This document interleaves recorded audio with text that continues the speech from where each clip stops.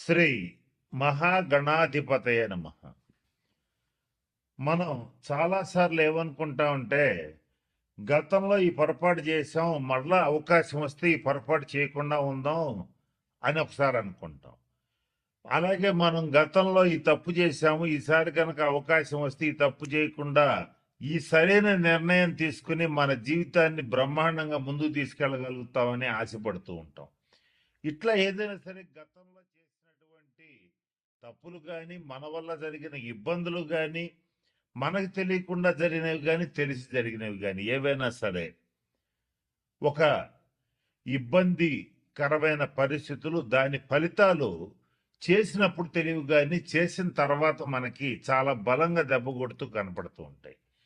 అటువంటి వాటి నుంచి తప్పించుకోవటానికి ఒక 136 రోజుల పాటు, అంటే జూలై 27, 2026 నుంచి డిసెంబర్ 10, 2026 వరకు శని వక్రించి ఈ 136 రోజుల పాటు మనం ఏదైతే చెయ్యాలనుకుని మిస్ అయిపోయామో గత 2.5 సంవత్సరాల్లో, అది మళ్ళీ చేసి సక్సెస్ సాధించడానికి, జరిగిన తప్పులు దిద్దుకోవడానికి, జరిగిన ఇబ్బందుల నుంచి బయటపడటానికి ఒక 4 రాసుల వాళ్ళకి మంచి రాజయోగం ఇస్తూ అవకాశం ఇస్తున్నటువంటి శని వక్రగ్రహ సంచారం ఏదైతే ఉందో, ఈ 4 రాసుల వాళ్ళని ఏ రకమైనటువంటి నిర్ణయాలు తీసుకుంటే, ఏ తప్పులు సరి చేసుకుంటే ఎలా ముందుకెళ్ళచ్చు అనేటువంటి అంశం గురించి జ్యోతిష్ శాస్త్ర పరంగా కొన్ని సూచనలు, సలహాలు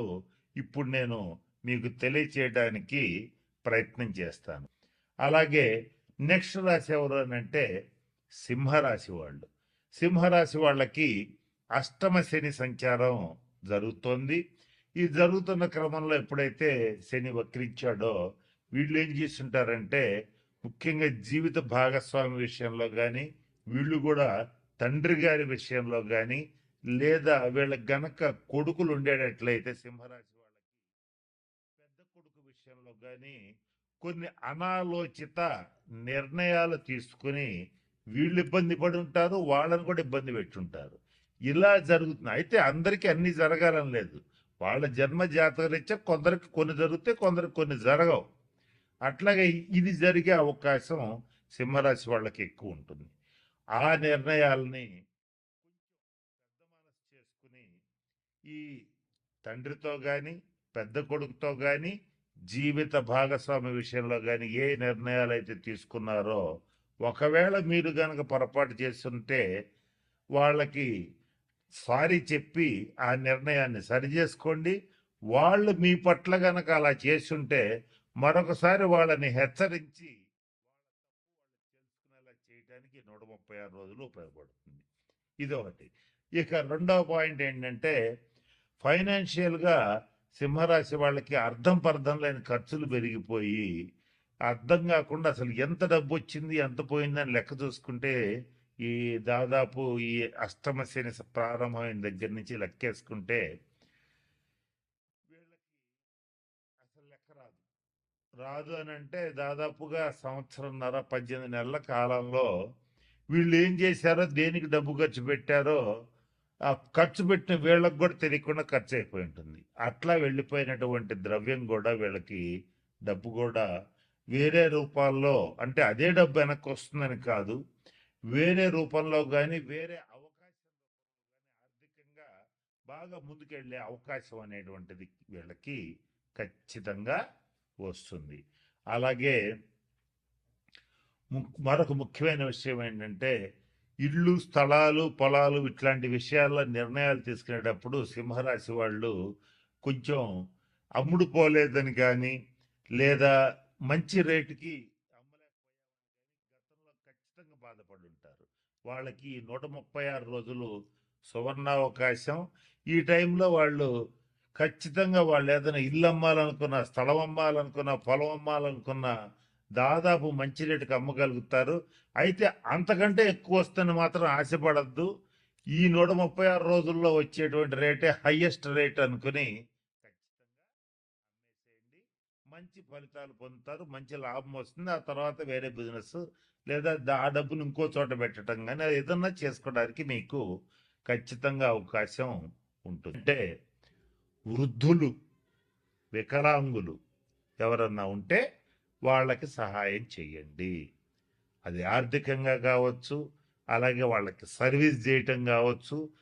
వికలాంగులు ముఖ్యంగా ఎవరైనా కుంటి వాళ్ళు ఎవరైనా ఉంటే వాళ్ళకి ట్రైసైకిల్స్ అంటే 3 చక్రాల బండ్లు ఇవ్వటం కానీ, లేదా వాళ్ళ ఆసుపత్రి ఖర్చులకు డబ్బులు ఇవ్వటం కానీ, రోగుల్లో కూడా మామూలు రోగులు కాదు, కొన్ని దీర్ఘ రోగులకి తరుణ రోగులకి తేడా ఏంటంటే తరుణ వ్యాధులు అంటే అప్పుడు వచ్చి అప్పుడే వారం 10 రోజుల్లో తగ్గిపోతాయి. దీర్ఘ రోగులు అంటే నెలలో సంవత్సరాల తరబడి వాళ్ళు రోగిష్టి వాళ్ళలానే ఉంటారు. వాళ్ళకి సేవ చేయండి.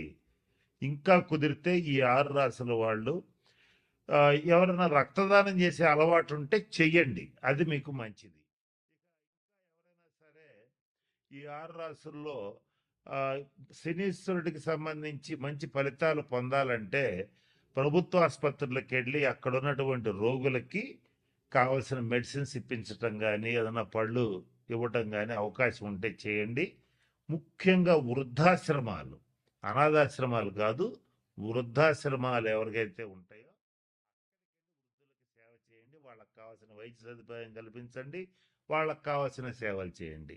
శని గ్రహం అనేటువంటి వృద్ధుల్ని సూచిస్తుంది, నల్లటి వాళ్ళని సూచిస్తుంది, కుంటి వాళ్ళని సూచిస్తుంది. అలాగే నలుపుకి సంబంధించినటువంటి విషయాలు, నూనెలకు సంబంధించిన విషయాలు, పత్తికి సంబంధించిన విషయాలు సూచిస్తుంది. ఈ 6 రాసుల్లో ఇటువంటి వాటికి సంబంధించి వృత్తి వ్యాపారాలు చేసేటువంటి వాళ్ళు చాలా జాగ్రత్తగా ఉండాలి. వీళ్ళకి తగిన నిర్ణయాలు తీసుకోవాలి, తగిన శాంతి పరిహార క్రియలు పాటించాలి. ఇలా చేస్తే ఖచ్చితంగా మంచి ఫలితాలు ఉంటాయి. ఇంకొక ముఖ్యమైన విషయం, శని ఎప్పుడు కూడా క్రమశిక్షణను కోరుకుంటాడు, ఆనెస్టీ, నీతి నిజాయితీలను కోరుకుంటాడు. ఈ 6 రాసుల్లో ఎవరైతే నీతిగా నిజాయితీగా ఉంటారో, క్రమశిక్షణతో ఉంటారో, పరద్రవ్యాన్ని ఆశించరో, అంటే ఎదుటివాడి ఇల్లు కొంప కొల్లగొట్టి కాజేయాలనుకోరో, వాళ్ళకి మాత్రం మంచి ఫలితాలు ఉంటాయి.